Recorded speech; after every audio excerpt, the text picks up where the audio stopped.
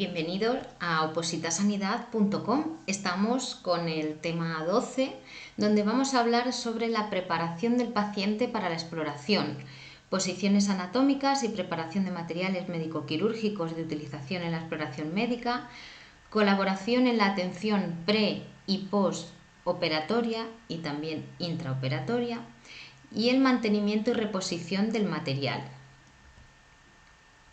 Primero, para situarnos en la forma, en las partes del cuerpo humano, cuando hablamos de la exploración, dividimos el cuerpo humano en cabeza, tronco y extremidades. El tronco tenemos la cavidad torácica, que es la parte superior, todo lo que engloba, lo que protege, digamos, las costillas, y en la cavidad abdominal, todo lo que es el abdomen. En la cavidad torácica tenemos la tráquea, los bronquios, los pulmones, el corazón, los grandes vasos y el diafragma. Digamos todo lo más delicado, que por eso la naturaleza es sabia y nos dotó de una cavidad protegida. Y la cavidad abdominal, que tenemos el hígado, la vesícula, el estómago, el páncreas, el bazo, el intestino delgado y grueso, los riñones, la vejiga, el útero, los ovarios, la vagina y la próstata. Regiones. Por la parte externa dividimos el abdomen en 9 regiones o 9 cuadrantes. Tenemos los superiores, medios e inferiores. El del centro es el mesogastrio. A partir de aquí tenemos en la línea de arriba, a la izquierda y a derecha, tenemos los hipocondrios, lo que nos suele doler cuando tenemos flato. Tenemos el hipocondrio derecho y el izquierdo, siempre hablando no de según nosotros lo estamos mirando, sino del paciente, la derecha del paciente y la izquierda del paciente.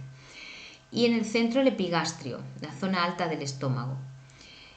En la zona central tenemos el mesogastrio y a izquierda y a derecha los flancos, flanco derecho, flanco izquierdo. Y en los cuadrantes inferiores, en el centro tenemos el hipogastrio, donde estaría, por ejemplo, la vejiga, y a los lados la fosa ilíaca derecha, donde nos dolería en caso de apendicitis, y la fosa ilíaca izquierda.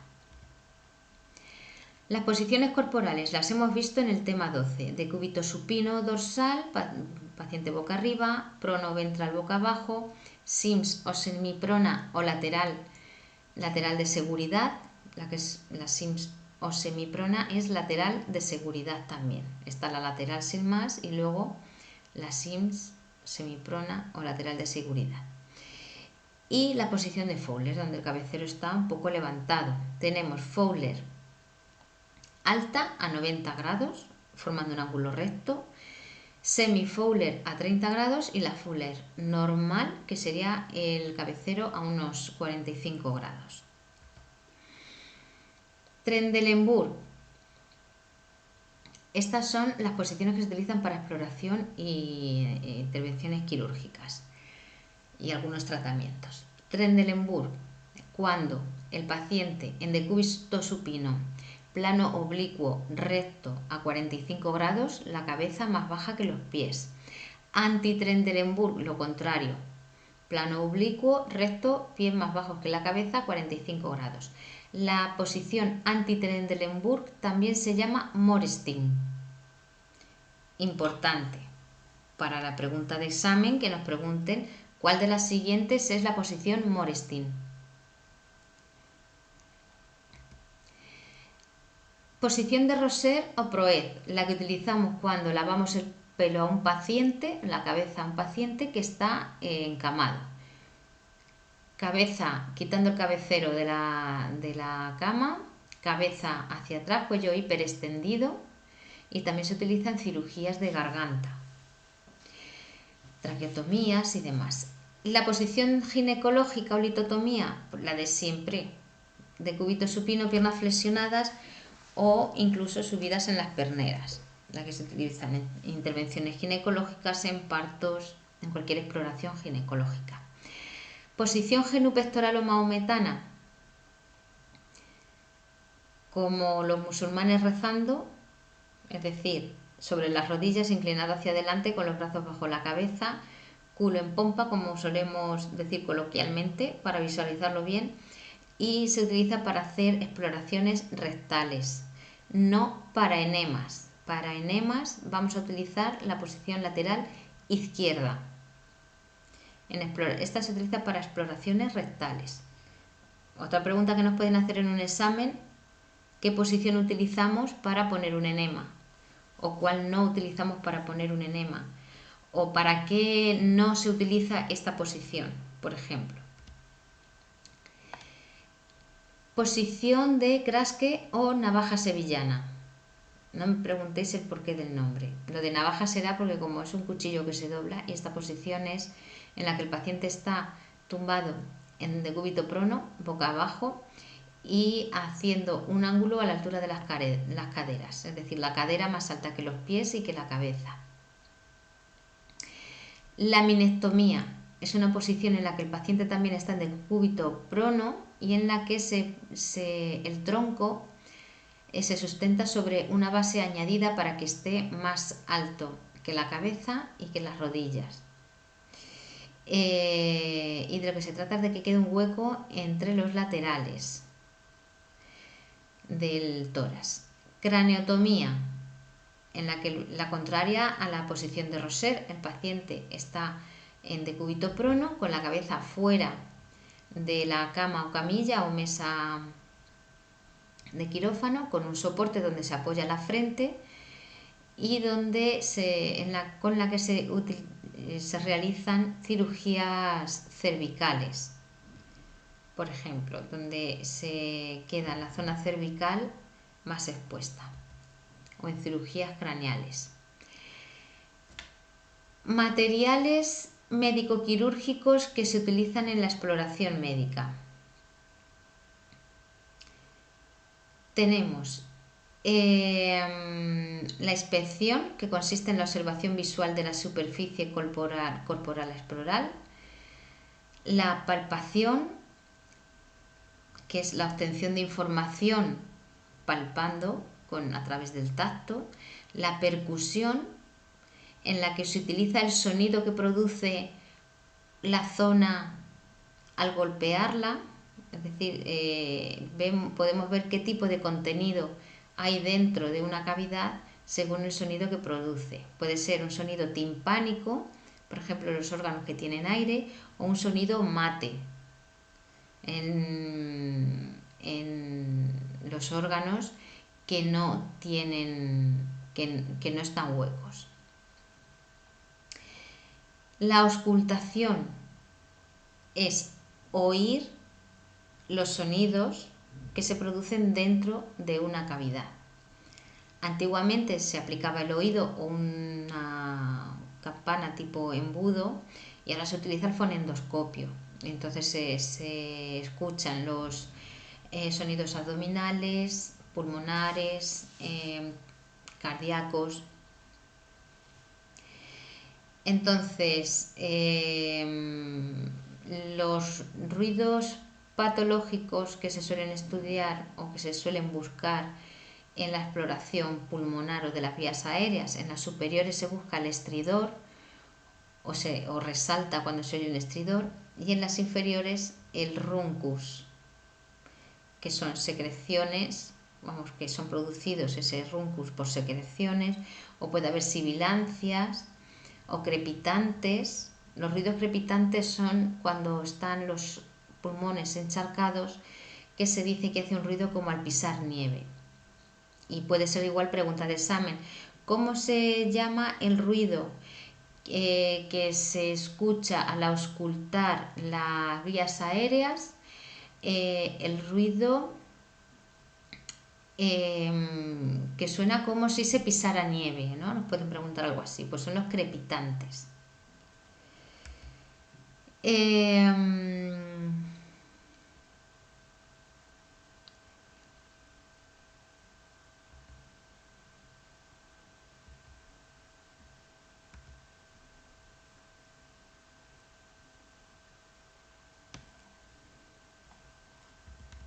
Vale. En las exploraciones que se realizan, o en el tipo de técnicas que se realizan para estudiar el aparato circulatorio, tenemos la electrocardiografía, electrocardiograma, que es el registro de la actividad bioeléctrica, y a nivel neurológico, cuando se hace del cerebro, del encéfalo, se llama electroencefalograma, y es la actividad eléctrica. El tensiómetro es lo que utilizamos para saber o conocer la presión sistólica y diastólica a nivel de los vasos sanguíneos, la presión arterial, y la gammagrafía es la inyección de un contraste radiológico a través de radioisótopos que se aplica en el sistema circulatorio o también de la circulación pulmonar, y así es como se ve alguna anomalía anatómica que pueda haber a nivel de los vasos sanguíneos o alguna obstrucción. Y la angiografía es examen radiológico de los vasos sanguíneos y es por rayos X. La gammagrafía se aplica contraste y la angiografía es por inyecciones intravasculares también de medios de contraste, por rayos X. Rayos X. La espirometría mide la capacidad respiratoria de los pulmones con un espirómetro. Aquí tenemos un diagrama de cómo se mediría. Luego vamos a ver en el tema de oxigenoterapia, vemos los volúmenes, cómo se llaman los volúmenes pulmonares.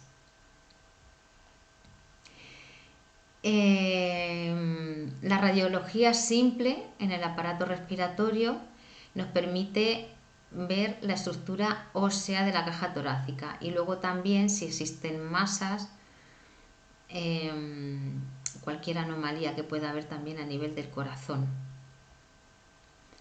La broncoscopia, se utiliza un broncoscopio, que es una sonda flexible para visualizar con una camarita de forma directa el interior de los bronquios, y además si hay alguna anomalía, alguna masa o algún tejido extraño o que se quiera estudiar, nos permite obtener la biopsia.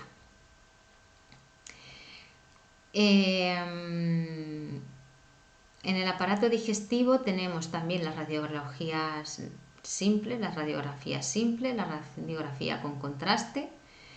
Se utiliza bario para el contraste, la radiografía por contraste del aparato digestivo.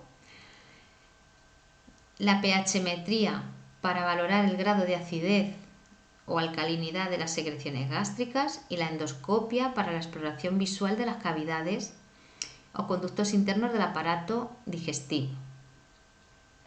Cuando se sospecha, por ejemplo, de una úlcera, pues se visualiza a través de una endoscopia. Aquí tenemos dos diagramas de pH-metría y de endoscopia. La colonoscopia, lo mismo, para visualizar la cavidad del intestino grueso, del colon en particular, sobre todo buscando masas tumorales o alguna anomalía que pueda producir sangrados. Todo esto, antes de realizar esta técnica, pues ya sabemos que hay que tener unos días de dieta y una limpieza a base de enemas y demás. El enema opaco, que se utiliza también para exploración radiológica, ¿vale? Y es la introducción a través del ano y por el colon de un enema que contiene un material que es opaco a los rayos X, con lo cual se visualiza perfectamente si hay alguna deformidad o alguna patología o anomalía en el colon, en el intestino. Para el aparato urinario y renal tenemos análisis de sangre, análisis de orina, el urinocultivo, que es el cultivo microbiológico de la orina para determinar qué gérmenes son los que producen una infección y así poder decidir qué tipo de antibiótico se le aplica. En el análisis de orina, la bioquímica normal, lo que vemos es la cantidad de componentes que tiene la orina, si hay alguno en defecto o en exceso y tal, los componentes en sí de la orina. En el urinocultivo o cultivo de orina buscamos qué tipo de gérmenes hay, los que provocan la infección.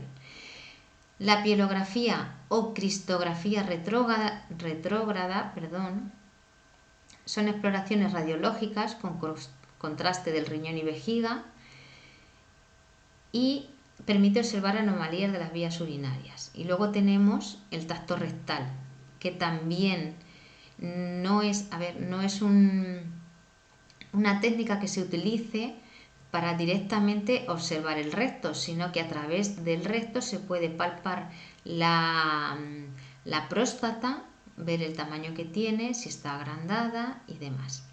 Todo esto en el tema en PDF no lo tenéis, pero bueno, a mí me ha parecido interesante porque al final pues es un poco más complementario.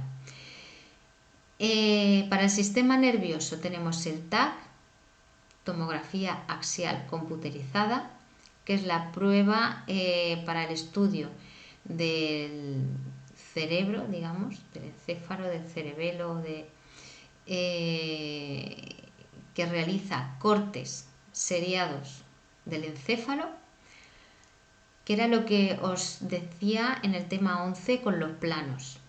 Son cortes por planos. En este caso vemos cortes transversales desde arriba, es decir, desde abajo. Esta sería la base del cráneo, donde tenemos, este sería las cervicales y el conducto medular, ¿vale? Entonces un corte más arriba, otro más arriba, otro más arriba, veis que se va cerrando más arriba, ya empieza a aparecer la masa encefálica, todo esto más arriba, más arriba, más arriba, así, vamos así en este orden, de acá para allá, de izquierda a derecha y de arriba a abajo, más arriba, más arriba, más arriba, y veis que cada vez son más pequeños porque ya llegamos a la coronilla. Y estos son cortes transversales, que es lo que hacen los escáneres. Para el estudio de la motilidad ocular, también, es decir, la movilidad del globo ocular, el electroencefalograma, que es el mismo sistema por el que hacemos el electrocardiograma, que mide la actividad eléctrica del cerebro, igual que vemos la del corazón, pues también la del cerebro o del sistema nervioso central. La punción lumbar permite obtención del líquido cefalorraquídeo para diagnosticar igual alguna infección, por ejemplo con las meningitis, que al final la meningitis es una infección de las meninges. La resonancia magnética nuclear permite el diagnóstico de la arteriosclerosis, por ejemplo, y también la detección de placas de desmielinización o esclerosis múltiple. Vamos a ver. La mielina es esta parte que recubre la neurona. Esto es una neurona, así para el que no lo vea. Esto es una neurona, ¿vale? Este es el núcleo. La neurona al fin y al cabo es una célula como otras. Lo que pasa es que, es diferente, pero es una célula, tiene su núcleo. Y luego tiene unas dendritas que conectan con las terminaciones sinápticas de otra neurona. Se van encadenando las neuronas, ¿no? Y hay neuronas muy largas que pueden llegar desde el cerebro hasta el dedo de la mano, por ejemplo. Hay neuronas muy largas y otras neuronas muy cortitas, pero al final la forma que tienen es esta. Hay una capa de mielina durante todo lo que es el cuerpo de la neurona, que es la que facilita la transmisión de la actividad eléctrica. No es la propia neurona, sino la capa de mielina que la recubre.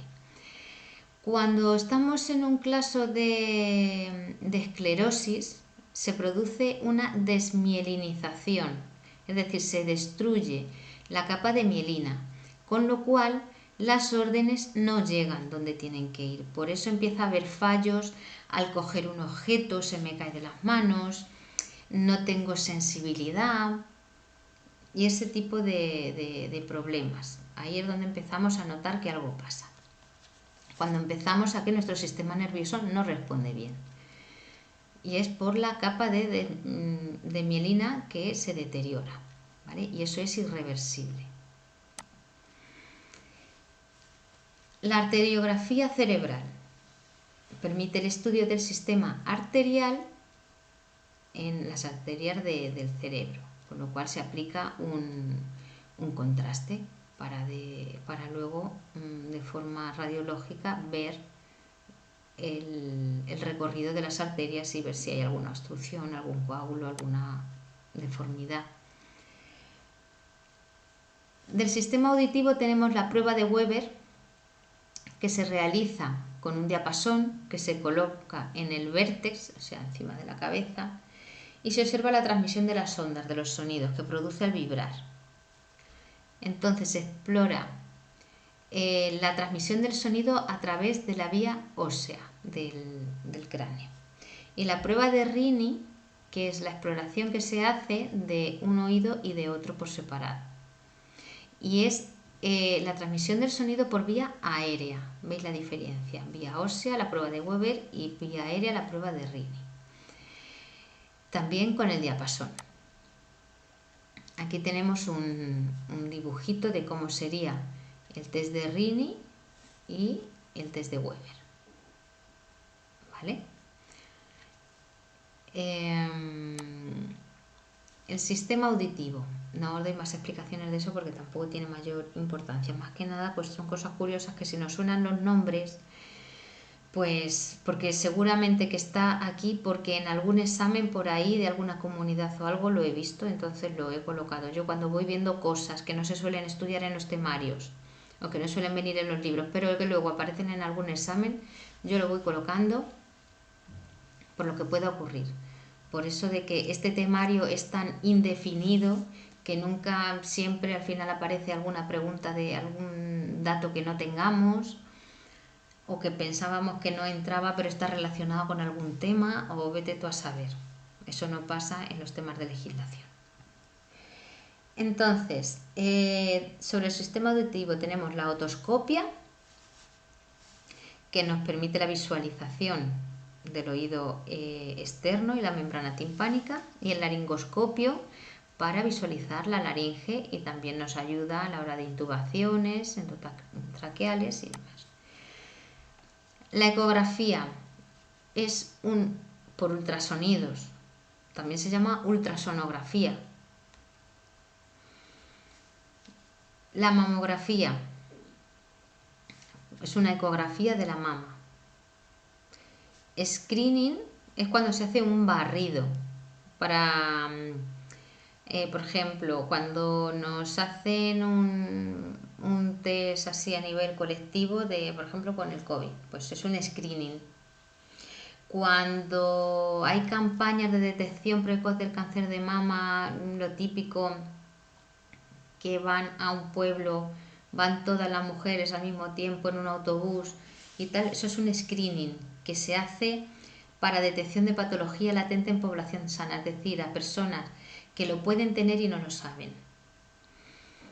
Y luego ya está la identificación en masas palpables y tal, ¿no? Para eso se utiliza la mamografía. El escáner, tomografía computerizada, que la hemos visto antes, al principio también, que se utiliza mucho para estudios del encéfalo, del cerebelo.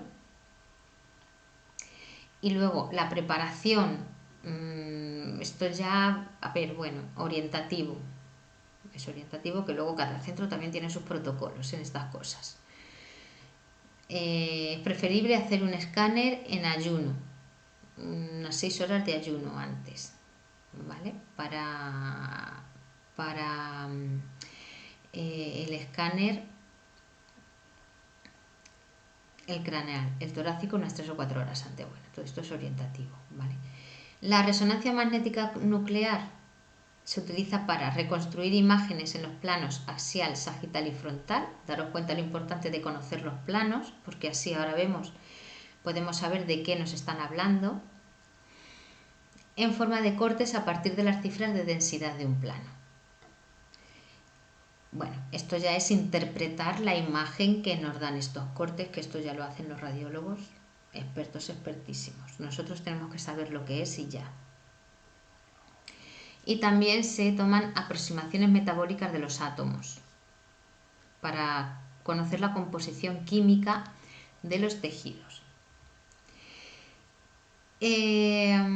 Según la prueba a realizar, las preparaciones, la preparación del material, pues nosotros tenemos varias funciones. Tenemos una función asistencial, que es ayudar al paciente lo necesario cuando llega a una consulta, desvestirse, ayudarle a subirse a la camilla, diferentes cosas en cuanto a ayudar al paciente. Organizativa, pues organizar citas, dar citas,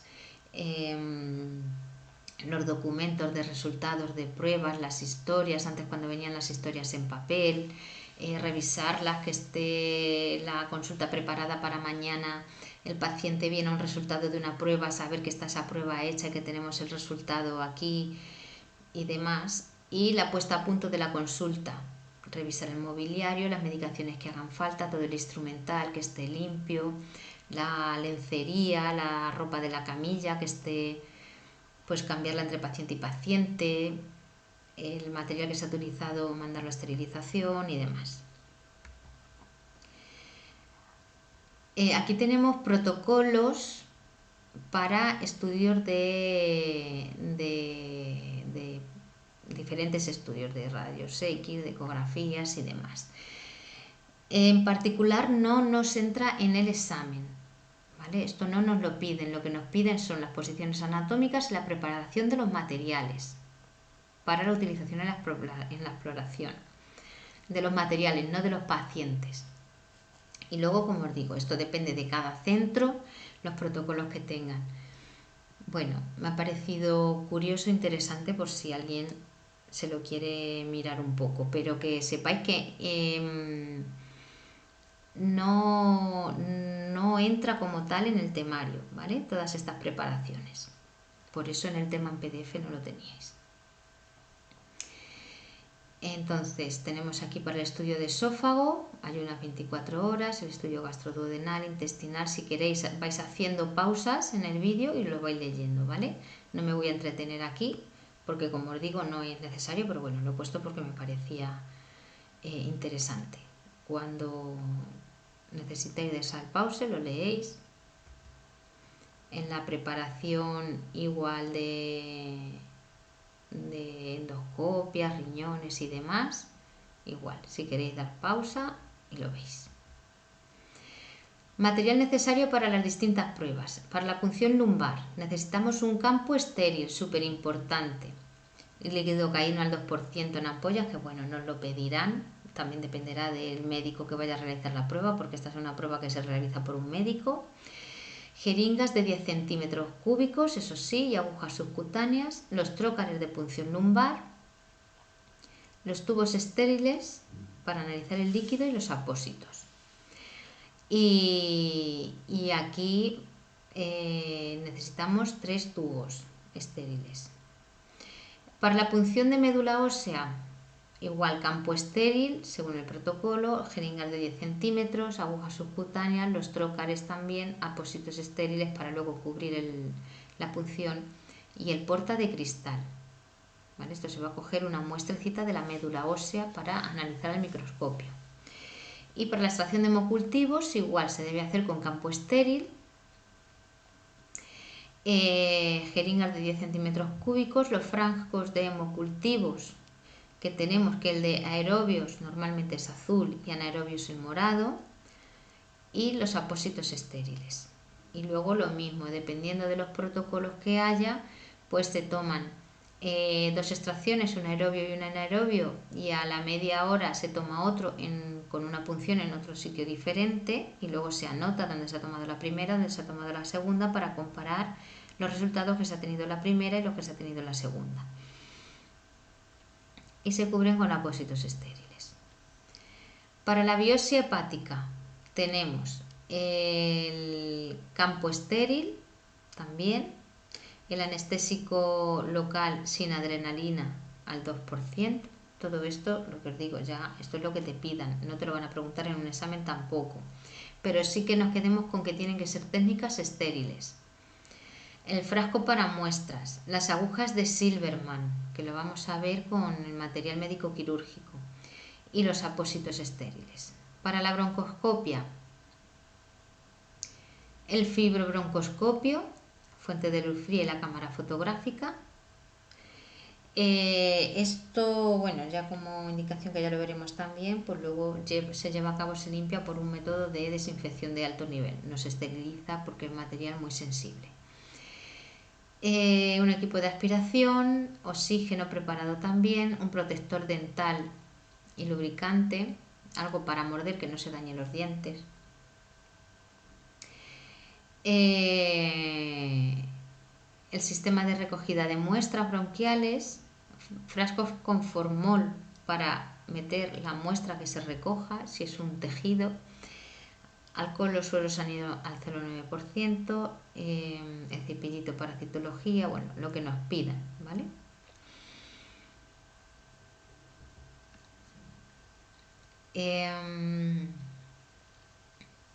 La toracocentesis, esto es una punción para eliminar líquido que hay entre las membranas de la pleura cuando hay un derrame pleural.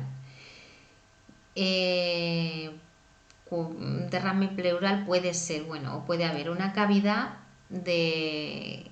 en la pleura, puede haber una colección de pus, puede haber una colección de sangre, de grasa, de aire, ¿vale? Y se utiliza la toracocentesis. La paracentesis, igual, es en la cavidad abdominal y es para eliminar líquido de la cavidad peritoneal, es decir, de fuera de lo que hay entre la pared muscular y los órganos abdominales. Es líquido que se colecciona fuera, en la cavidad hueca, digamos, del abdomen. El instrumental médico quirúrgico se clasifica como instrumental de corte, de disección, de hemostasia, de aprehensión, de talla o campo y de sutura. De corte tenemos las tijeras. Hay varios tipos de tijeras. Aquí tenemos una muestra de los tipos de tijeras que hay. En el tema tenéis otros tipos de tijeras también. Bueno, es que esto, el material es como que hay infinidad, ¿vale? Que os suenen, sobre todo las tijeras de Lee Tower que se utilizan para quitar grapas de suturas. La abotonada de Lister que para cortar vendajes y acodada, abotonada porque lleva aquí la base plana para meter entre la escayola y la piel y no cortar al paciente. Por ejemplo, las de mayo que se utilizan para las suturas, cuando se está cosiendo y se corta el hilo. El bisturí o las hojas de bisturí. Tenemos los bisturíes desmontables y las hojas de distintas numeraciones y con distintas formas.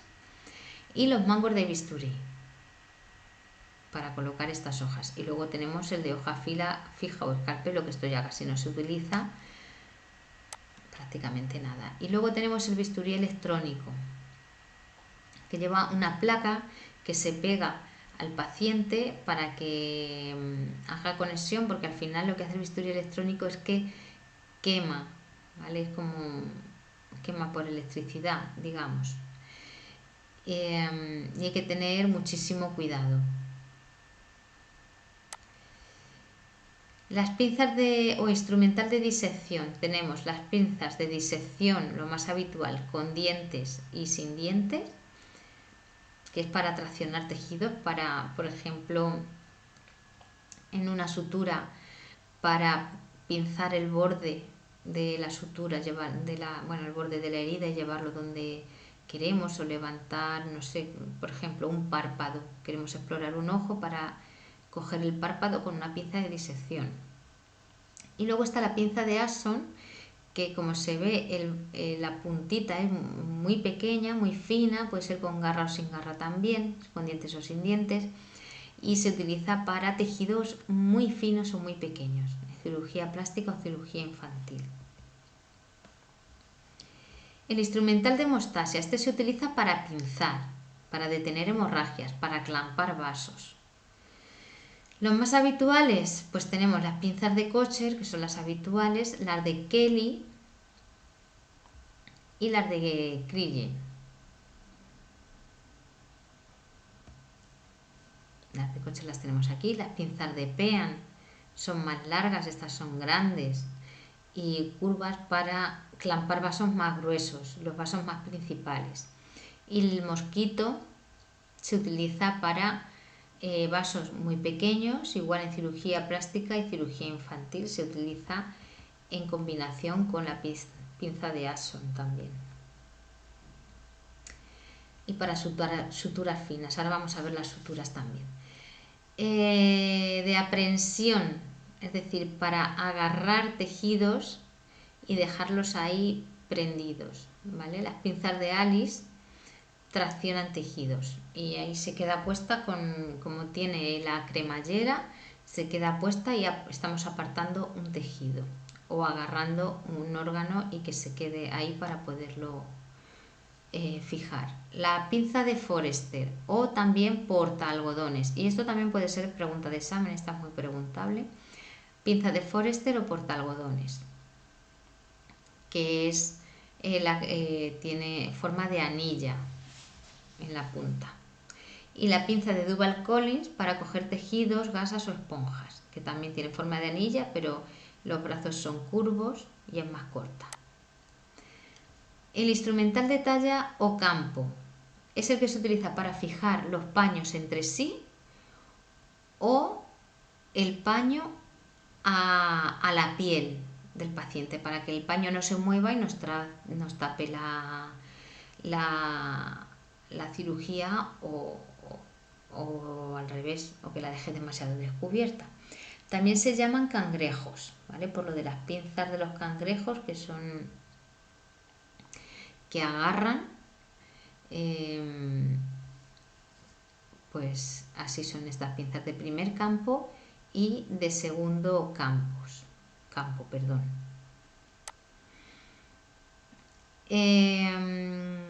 Las pinzas de segundo campo se utilizan para sujetar los paños a los bordes de la incisión, es decir, cogen piel, ¿vale? Estos agarran el paño y la piel, y estos agarran solamente los paños entre sí. El instrumental de sutura, que serían las grapas y las agujas con sus hilos. Las agujas pueden ser rectas, que la forma de la aguja puede ser cilíndrica o triangular, y las curvas, esto en las rectas, y en las curvas se utiliza el porta agujas, y también pueden ser cilíndricas o triangulares, ¿vale? Tanto las rectas como las curvas pueden ser cilíndricas o triangulares, siempre con guante estéril, en técnica estéril. Y ahora el portaagujas es con lo que nos ayudamos para sujetar la aguja, no la cogemos directamente con la mano, se coge a través de unas pinzas que se llaman portaagujas. Y tenemos el porta, lo que llamamos porta, el de Mayo y el de Matthew. Aquí lo vemos en la imagen como son cada uno. La aguja de Reverdin, que hemos dicho que lo íbamos a ver, que lleva un mango incorporado. Y la de Reverdin curva, pues que la aguja es curva. Los agrafes o grapas, es lo mismo, agrafes que grapas, perdón. Y los quitagrapas, ¿vale? Esto es una grapadora quirúrgica y aquí tenemos un quitagrapas de Mitchell. También hay otro tipo de quitagrapas, igual con el mango de plástico y tal, que también se utiliza mucho. Numeración de los hilos. Los hilos van desde un grosor de 0,0 a 6 ceros.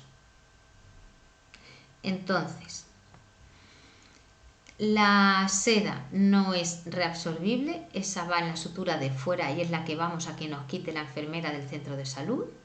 Los puntos que nos tienen que quitar es seda. Y el catgut, que sí es absorbible y el que va en los tejidos de dentro, profundos, y en las mucosas. Los calibres, importante.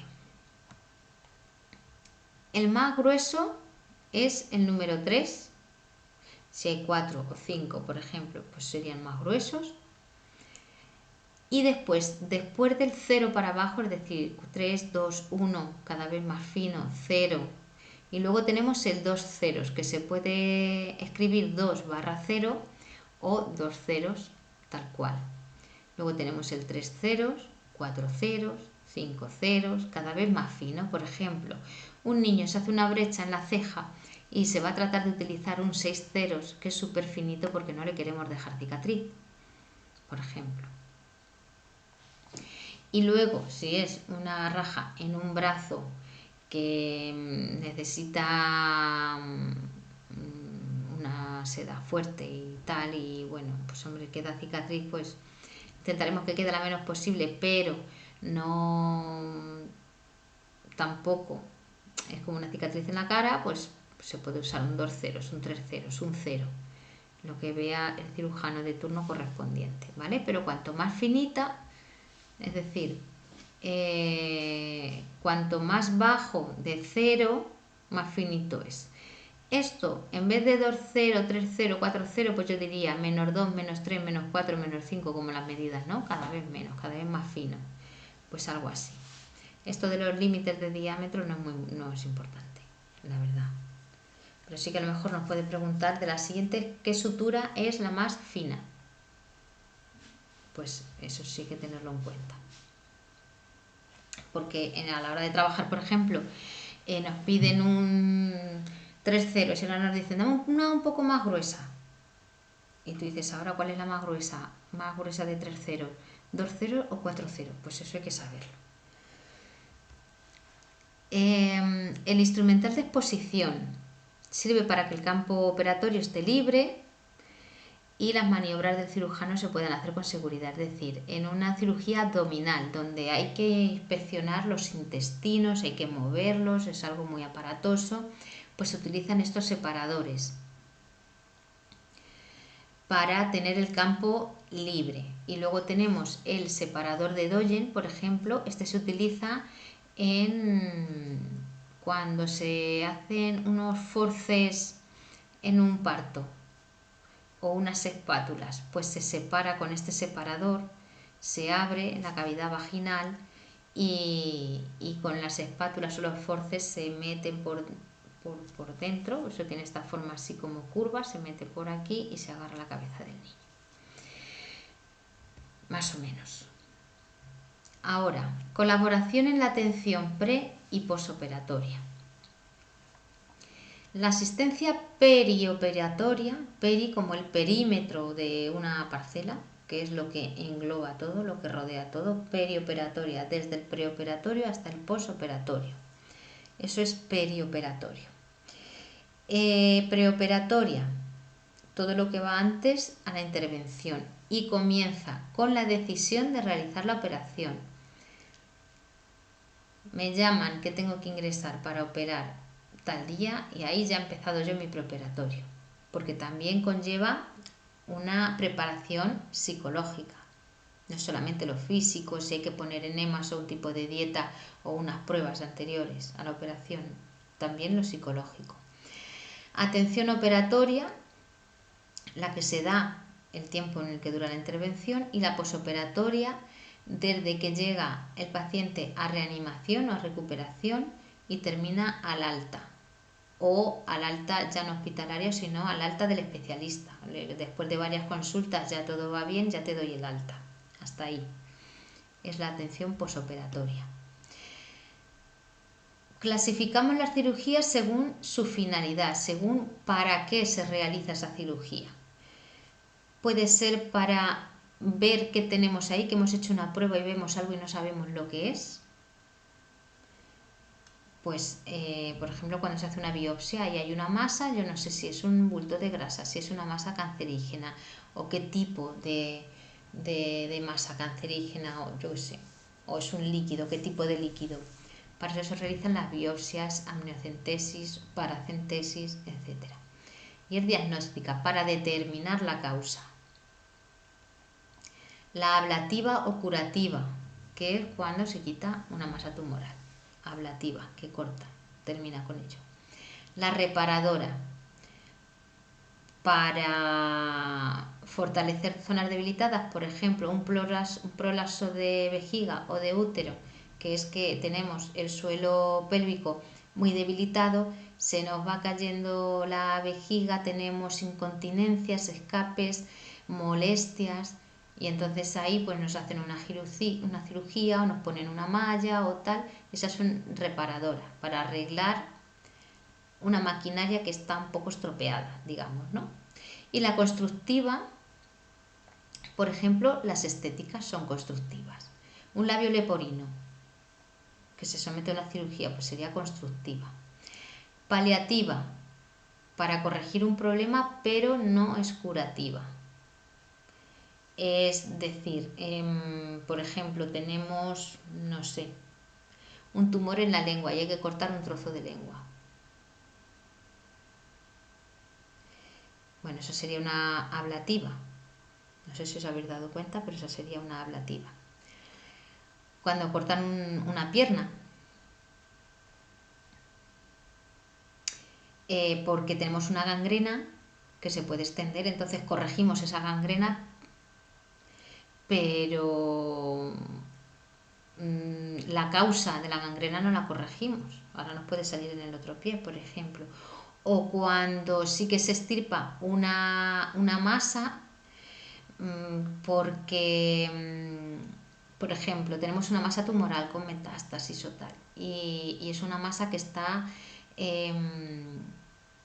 presionando en el esófago, la persona no puede tragar, no puede comer, está con alimentación parenteral y tal. Bueno, pues esto ya no tiene remedio, ¿no? El cáncer va como va, pero sí que se le puede hacer a lo mejor una cirugía en la que quitemos esa masa, él pueda tragar y el tiempo que le quede de vida, pues que pueda comer y tragar de la manera que pueda, pero que pueda hacer algo, ¿no? Entonces sería paliativa.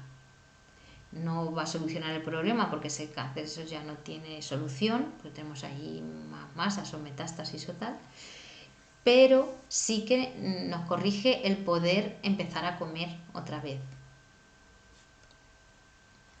Y luego ya también se llaman según la zona donde se realiza una cirugía abdominal o vascular o etcétera. Ahora, según el tiempo que transcurre entre que se decide la operación y se consuma, porque puede ser urgente,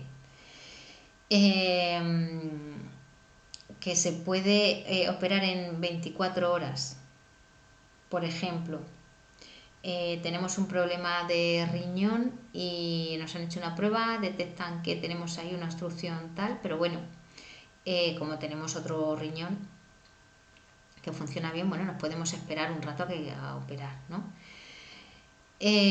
Luego tenemos la que decidimos si nos operamos o no nos operamos, es decir, yo tengo una variz en una pierna que me molesta y tal, pero luego me dicen que me tengo que operar y me entran los 7 males y digo, pues es que me da miedo, no me quiero operar. Bueno, pues no te operes, vas a tener molestias toda tu vida, pero bueno, no, como no vas a seguir viviendo y vas a seguir andando y vas a seguir con tu vida, pues ahora ten cuidado, no te hagas una herida ahí o tal, no quieres que te solucionemos ese problema, pero bueno, eliges. La requerida o necesaria, es decir, el médico decide hay que operar porque es necesario para ti, esa no es opcional, es decir, hay que operar sí o sí. Según el riesgo de infección, bueno, luego también estaría dentro de la urgente, sería la emergente, que es la que corre peligro la vida ya y hay que operar ya, ¿no? Entonces una urgente no corre la vida peligro inmediatamente en este momento, pero hay que operar ya, es urgente. Luego hay otras que son mucho más urgentes, ¿no? Igual que la diferencia que lo vamos a ver en el tema de urgencias, entre urgencia y emergencia. Una urgencia puede esperar 24 horas. Una emergencia hay que ya que se nos muere. Vale, eso es una emergencia. Corre peligro la vida. Ahora, según el riesgo de infección, la cirugía limpia, no hay trastorno previo en los tejidos, heridas o golpes. En la cirugía limpia contaminada se trata de cirugía traumática, pero que no están infectados, pero tampoco son estériles. Por ejemplo, una cirugía del aparato digestivo, respiratorio, tal, o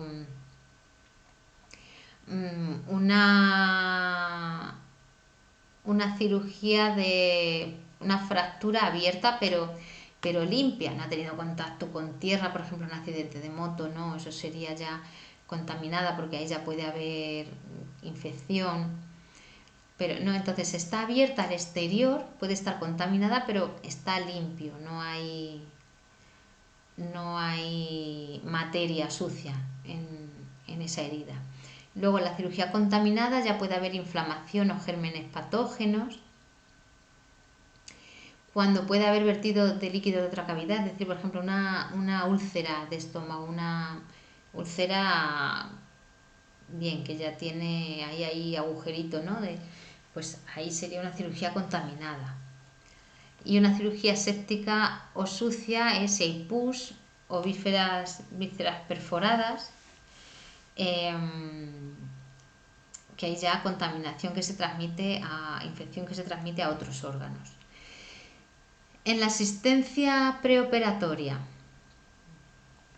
los cuidados preoperatorios, pues como las cirugías pueden durar minutos, es decir, si es una cirugía urgente que corre peligro la vida, pues es unos minutos desde que se decide hasta que se opera, con lo cual el preoperatorio es eso.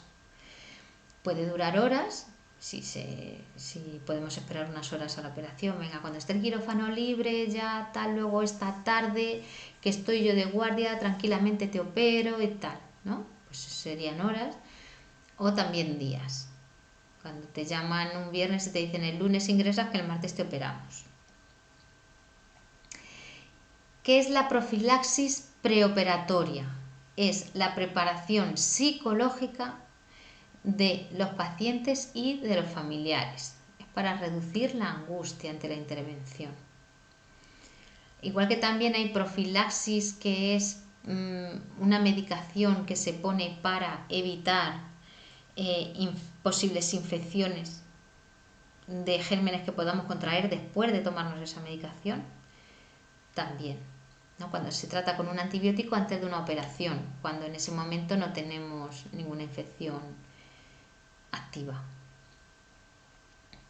Ahora, ¿quién es el responsable de la información al paciente? En cuanto a las operaciones quirúrgicas, es el médico, el que tiene que dar toda la información. Por mucho que nos pregunten y por mucho que sepamos, nosotros no tenemos que dar ninguna información sobre algo que no vayamos a hacer. Es decir, yo voy a poner un enema y tengo que informar qué voy a hacer y qué le voy a hacer, qué le supone y qué tiene que hacer el paciente. O una enfermera que va a coger una analítica y es la que tiene que informar de lo que va a hacer. Y el médico, que es el que va a operar, y el que decide y el que va a hacer y el que conoce todo, es el que debe informar sobre eso. Igual que ningún caso es el mismo, ningún paciente es el mismo, y lo que pueda ocurrir con un paciente no tiene por qué ocurrir con otro, lo que se le pueda dar bien a uno o salirle bien a uno no tiene por qué salirle bien al otro, y al contrario, no nos podemos dejar llevar por ese tipo de comentarios. Y el consentimiento sirve para proteger al paciente contra intervenciones no autorizadas y al cirujano también contra demandas que le puedan interponer por un resultado o por una operación. Es decir, yo no te di yo no quería que me operaran de esto. Sí, porque usted lo ha firmado, ¿no? O al revés, es que me operé de esto y luego he tenido tal problema, ya, pero en el consentimiento ya a usted también le viene toda la información en la que le dice los problemas que puede tener, ¿no? Entonces es una salvaguarda para los dos casos, para el paciente y para el médico. Ahora, a la hora de que va a entrar alguien en quirófano, hay que preparar unas pruebas, hay que tener unas pruebas cruzadas, que es cruzar sangre. Cruzar sangre del paciente con la posible sangre que se pueda utilizar para hacerle una transfusión si hay que transfundir por pérdidas de sangre en quirófano. Y ya se tiene preparado, es decir, cruzar es ver la compatibilidad de uno con otro. Entonces, es importante, y suelen preguntar en los exámenes, en todos, casi todos los exámenes, suele salir alguna pregunta sobre esto, sobre los grupos sanguíneos. ¿A quién se puede donar o de quién se puede recibir? Por ejemplo, el grupo universal que vale para todos es el cero negativo. El cero negativo vale para todos los grupos. ¿Vale? Sería que puede dar al cero negativo, al cero positivo, a la negativo, a la positivo, y el AB positivo es el receptor universal, el que puede recibir de todos, pero solamente puede dar al suyo. Y el cero negativo es al contrario, puede dar a todos, pero solamente puede recibir del suyo. Esta tablita estaría bien memorizarla, para luego saber rellenarla. Entonces, los positivos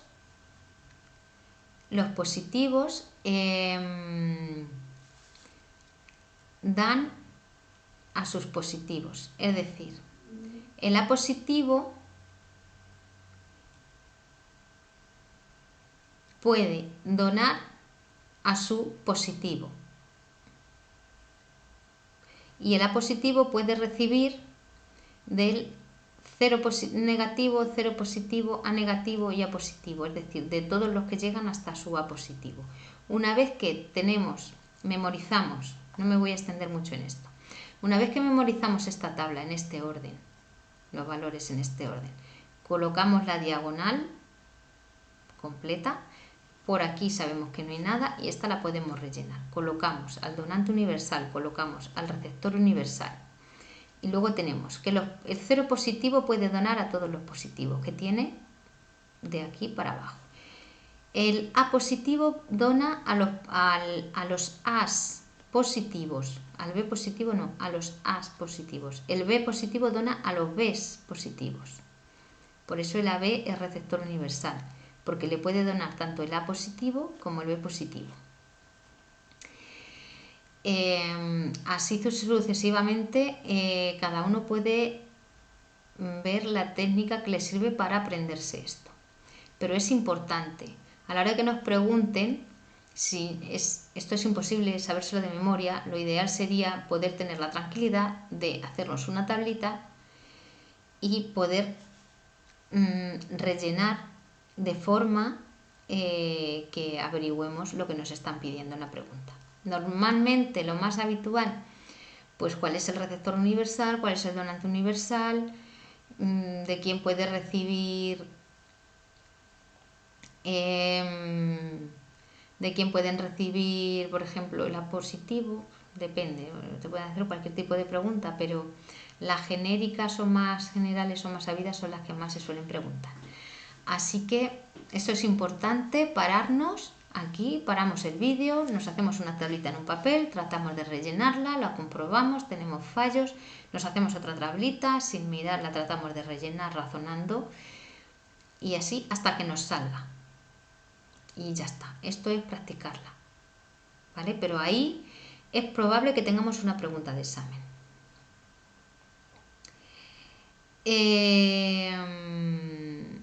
Más la asistencia, seguimos con la asistencia perioperatoria, la higiene, importante los días previos, higiene de boca, de dentadura, el jabón antiséptico que es el que se utiliza la noche anterior, la dieta al menos con 8 horas de ayuno o desde las 24 horas del día anterior, no 24 horas de ayuno, sino desde las 12 de la noche del día anterior, el rasurado el mismo día de la operación y con el menor tiempo posible entre el rasurado y la operación, porque se producen microlesiones que se pueden infectar y que puede dar lugar luego a posibles infecciones de la herida quirúrgica.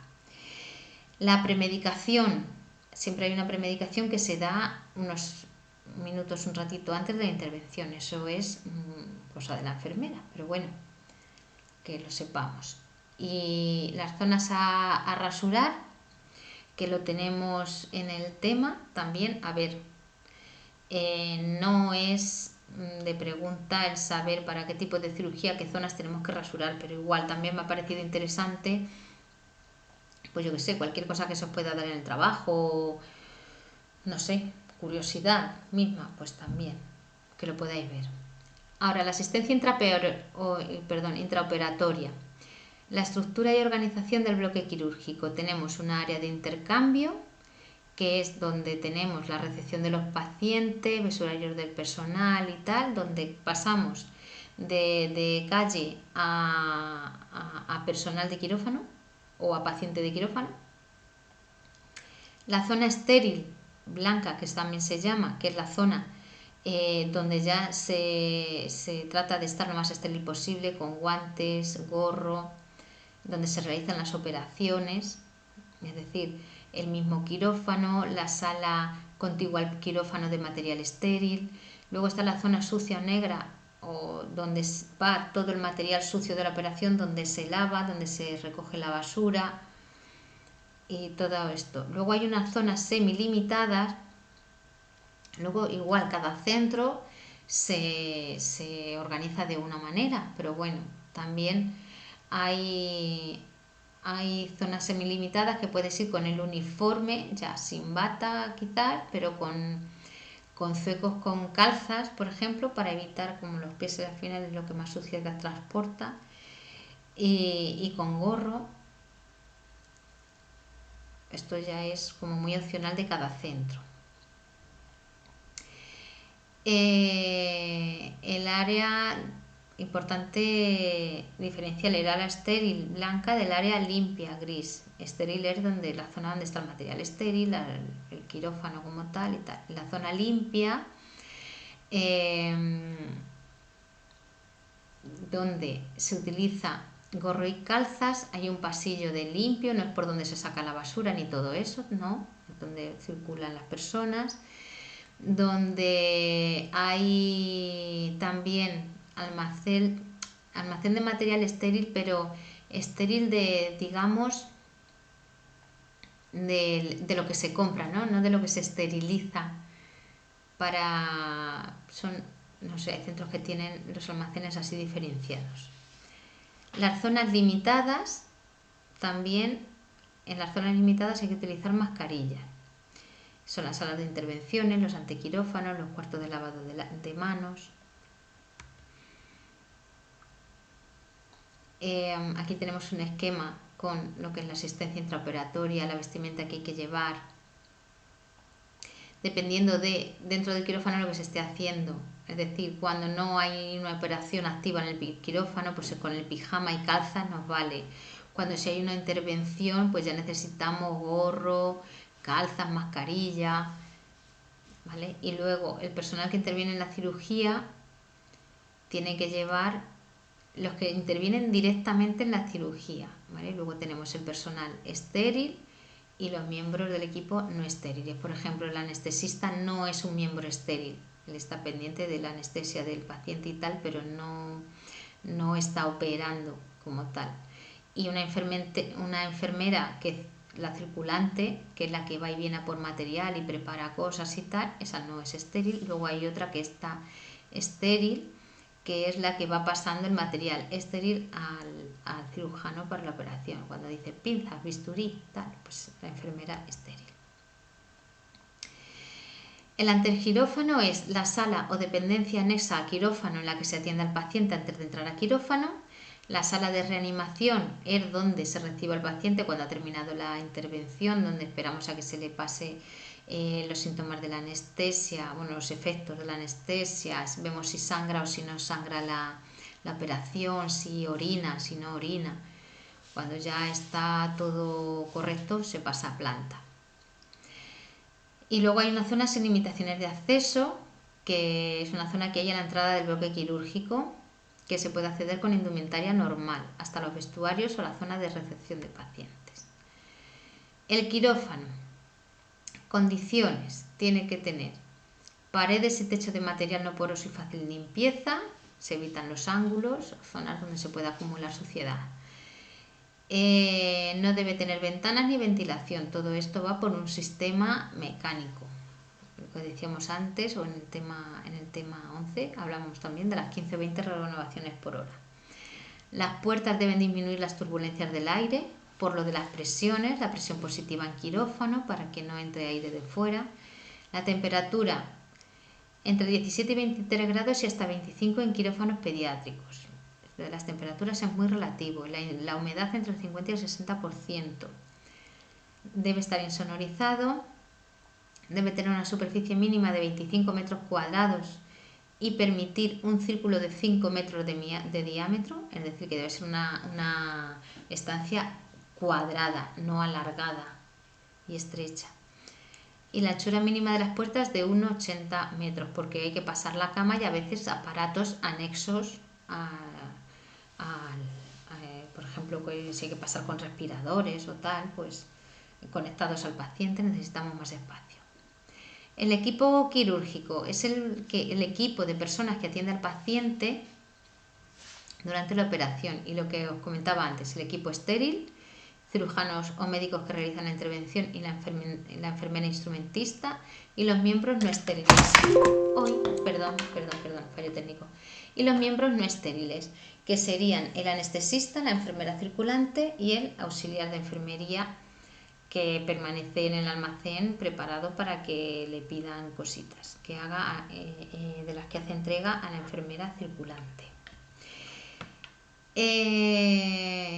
Los cuidados de enfermería en el transoperatorio o intraoperatorio. Pues el transoperatorio e intraoperatorio comienza cuando ya el paciente está en la mesa de operaciones y termina cuando se le transfiere a la cama para ir a la sala de reanimación.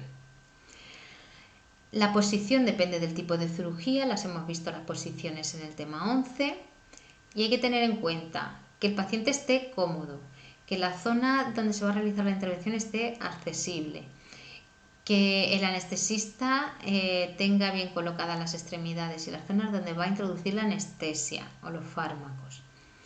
Y en todo momento el paciente debe estar posicionado bien para que pueda respirar y tenga una adecuada circulación. Tipos de anestesia. Tenemos la anestesia regional, que sería la espinal o raquídea. Con esta anestesia el paciente está consciente y es anestesia de extremidades inferiores, abdomen o tórax también. Y se introduce en el espacio subaracnoideo. La anestesia epidural, parecida, pero el anestésico se inyecta en el espacio epidural y se administra por punción lumbar. Y la anestesia tróncala o plexo, que bloquea los nervios periféricos. La anestesia general, por inhalación, que actúa sobre los centros cerebrales, o por vía endovenosa. Por infiltración local, cuando por ejemplo se va a hacer una sutura y se infiltra un poco anestesia porque va a doler más la sutura que la anestesia, el pinchazo de la anestesia en sí. Entonces, aquí el efecto dura entre 45 minutos y 4 horas y depende del anestésico y el empleo de adrenalina o no. Pero bueno, local sabemos que es una zona local. Y local intravenosa es el bloqueo de Bier con un manguito que produce isquemia, un manguito parecido al manguito de la tensión, que lo que produce es que corta la circulación en el brazo, pierde sensibilidad y entonces ya se realiza la técnica en el brazo o en la pierna. El posoperatorio inmediato comienza desde el mismo instante en que finaliza la intervención. Una vez que el paciente llega a la sala de recuperación, hay que observar el estado de conciencia, ya lo hablábamos antes. Los apósitos, si la herida sangra, si no sangra, si los drenajes drenan, si orina. Se le monitoriza a ver la actividad cardíaca y demás, ¿no? Que ya cuando tenga unas condiciones estables a su situación basal o anterior, pues ya se le pasa a la planta. Si el paciente está inconsciente, no se deben colocar almohadas por peligro de broncoaspiración si hay vómitos. Si hay vómitos, se le coloca en decúbito lateral. Se aspiran secreciones, se controlan las constantes, el sangrado, la diuresis, lo mismo, ¿vale? Cuando ya está el enfermo recuperado de la anestesia, el posoperatorio tardío, que es ya cuando abandona la sala de reanimación y llega a la planta, hasta que es dado de alta a su casa. Entonces, dependiendo de el tipo de cirugía y la independencia que tenga o no el paciente o la movilización que pueda tener, pues habrá que hacerle cambios posturales, revisarle la ropa de cama, los manchados, lo mojado, las constantes vitales, la tolerancia cuando lo indique el médico, se le empieza a dar zumos. Y luego cuando empieza la deambulación, el empezar a levantarse, o primero me siento en la cama a ver qué tal voy, si me mareo, si no me mareo, luego se sienta en el sillón, luego empieza a andar, ya dependiendo cada uno de su mundo, de lo que él pueda, de lo que se le permita, pues y luego ya los ejercicios activo-pasivos que hablábamos también en el tema 11, cuando no se le permita levantarse, pues ya el tipo de ejercicios que pueda hacer para no perder la movilidad. Ahora, el material. Aquí lo que tenéis son unas instrucciones de uso de un material verídico. Importante. Al primer uso hay que esterilizarlo. No se debe almacenar con productos corrosivos donde haya lejías, por ejemplo, y haya cambios bruscos de temperatura, por ejemplo en el exterior. No. Y el material nuevo es más sensible a la corrosión porque tiene una capa de pasivación más delgada. Esos son tratamientos que luego se les dan a los materiales. Posibles causas de deterioro. Sumergirlo en suero fisiológico deteriora el material, lo corroe. Nunca se debe lavar con suelo fisiológico. Si se aclara es con agua. Cuando hay que desinfectar algún material o no se puede esterilizar en un autoclave y hay que esterilizarlo con glutaraldehído, por ejemplo, pues luego se aclara con agua estéril, nunca con suero. No se deben cortar alambres con tijeras que no son apropiadas. No darle golpes, no lanzarlos al fregadero, por ejemplo. Hay que aclararlo antes de lavarlo y cuanto antes. No hay que dejar que la suciedad se reseque en el material porque ahí pues los materiales tienen articulaciones y grietas y tal que se puede ir quedando ahí el material, la materia orgánica sucia.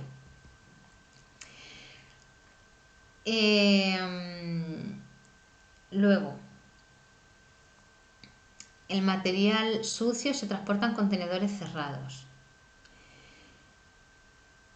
Hay que utilizar soluciones combinadas de desinfectante y detergente para la retirada húmeda de los restos y siempre sustancias que tolere el material con el que está hecho el instrumental. Todas las superficies deben estar cubiertas a la hora de estar en remojo, deben estar cubiertas por la solución.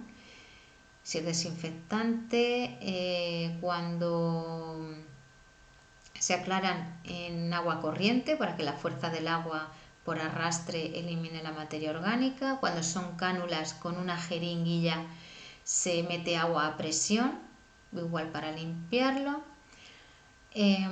Así, más importante, la limpieza es el paso más importante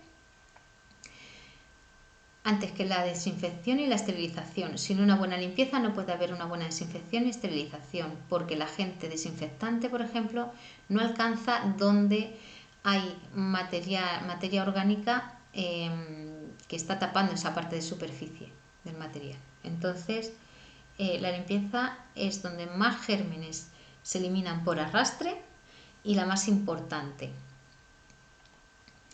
Y luego tenemos la desinfección manual y limpieza. Hay que desmontar los instrumentos que lo requieran, sumergirlos completamente en la solución apropiada. aclararlo cuidadosamente con agua corriente en la limpieza, con agua estéril con la desinfección y esterilización. No utilizar cepillos de metal ni material abrasivo para limpiar.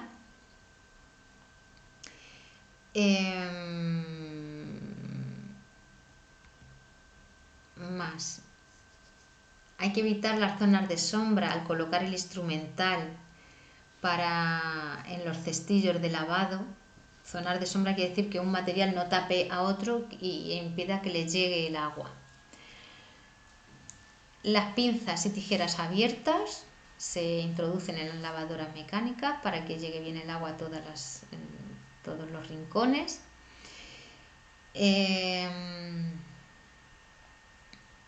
Y luego, el material de acero se limpia o se lava con detergentes alcalinos y el de aluminio con detergentes con pH neutro.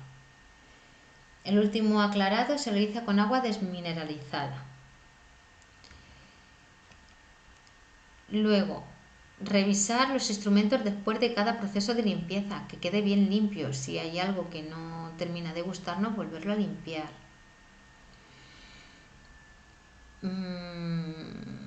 Y más así no. Cuando el material tiene sangre se puede introducir en agua oxigenada al 3%, en solución de agua oxigenada al 3%, no agua oxigenada pura, sino una disolución de agua y el 3% de agua oxigenada durante 5 minutos. Ahora, para revisar el funcionamiento correcto de los instrumentos, hay que inspeccionar inspección visual. Lo corrosivo, lo dañado, los arañazos, las pinzas que cierren bien, las tijeras que corten bien, aplicar los lubricantes que no grasas, lubricantes, para que todos los mecanismos rueden bien. Acordaros, lubricantes, y si pueden ser lubricantes de aceites o de parafina o aceite blanco, que deben ser permeables al vapor, esterilizables, biocompatibles y no deben producir lesiones. Y esto puede ser pregunta de examen importante. Al látex o a la goma no se le aplican lubricantes. Hay test de comprobación para garantizar un correcto funcionamiento de los instrumentos. El test de corte. Para unas tijeras hay que utilizar diferentes tipos de material textil que los corten todos bien. Y el corte se debe realizar en diagonal a la dirección del tejido, del hilo. El embalaje de los instrumentos. Antes de guardarlo, ya una vez seco y todo, se cierra la cremallera de las pinzas, por ejemplo, en el primer diente. La esterilización. Cuando un producto es de limitada estabilidad térmica, quiere decir termosensible, pues se esteriliza a 121 grados, 2 bares y 20 minutos. Cuando son instrumentos que sí aguantan temperaturas altas, pues 134 grados, 3 bares, 5 minutos. 3 bares es la presión, es decir, mayor temperatura, mayor presión, menos tiempo. Eso ya lo veremos luego en los temas de esterilización y limpieza. Almacenaje del material estéril. Se debe realizar en lugar libre de polvo y seco, sin oscilaciones de temperatura.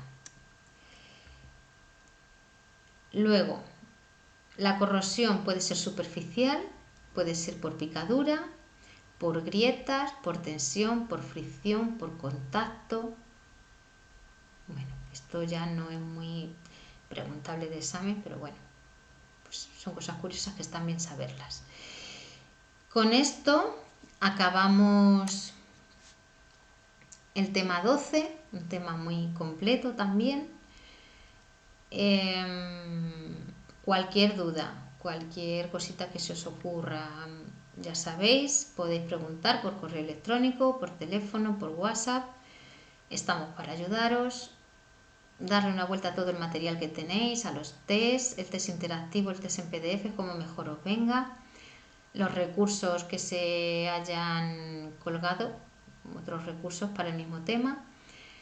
Y nada, hay que aprovechar el tiempo y hacer las cosas ligeritas y aprovechando el tiempo, ¿vale? Aquí no hace falta estar 8 horas al día, que las 8 horas no son productivas, hay que estar tiempos concretos y ponerse al 100% cuando podamos, no por calmar conciencias que tengamos mucha gente alrededor y muchas cosas que nos quitan atención, pero bueno, estamos estudiando, ¿no? Mi conciencia está tranquila, no lo estoy aprovechando, dedícate a hacer lo que tengas que hacer y luego ya cuando tengas un ratito, aunque sea menos, vienes y te centras.